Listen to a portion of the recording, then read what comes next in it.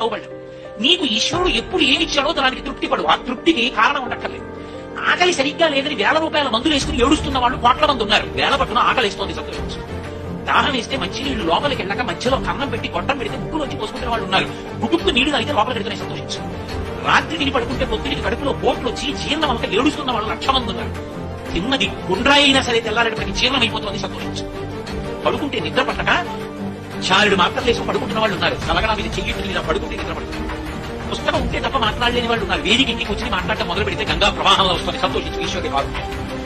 కొంతమంది కూర్చోలేని వాళ్ళు ఉన్నారు, కూర్చుంటున్నావు. నడవలేని వాళ్ళు ఉన్నారు, నడుస్తున్నావు. చూడలేని వాళ్ళు ఉన్నారు, చూస్తున్నావు. వినలేని వాళ్ళు ఉన్నారు, వింటున్నావు.